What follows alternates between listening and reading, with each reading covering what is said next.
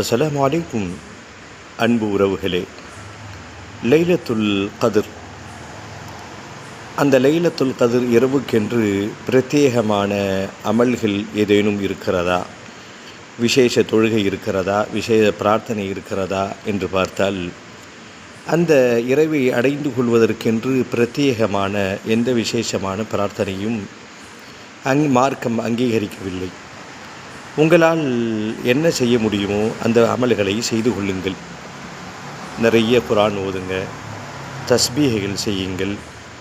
அதே நேரத்தில் இந்த லைலத்துல் கதிர் இரவில் பிரத்யேகமாக கேட்பதற்கு ஒரு பிரார்த்தனையை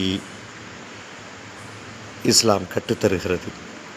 இந்த பிரார்த்தனை யார் மூலமாக வந்தது?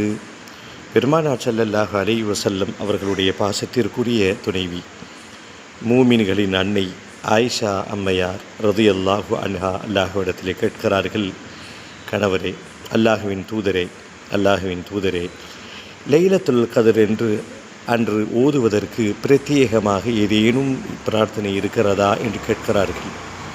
அப்பொழுதுதான் இந்த பிரார்த்தனையை பெருமானார் ஸல்லல்லாஹு அலைஹி வஸல்லம் கற்றுத்தருகிறார்கள்.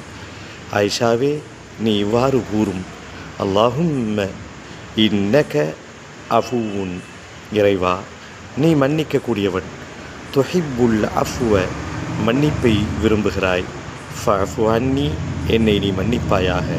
இந்த பிரார்த்தனையை அதிகமாக வரக்கூடிய நாட்கள் ஓதிக்கொண்டே இருப்போம். லைலத்துல் கதிரை பெற்றுக்கொள்வோம்.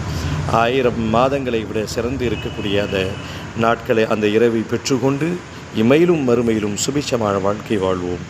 அல்லாஹ் அருள் புரிவானாக.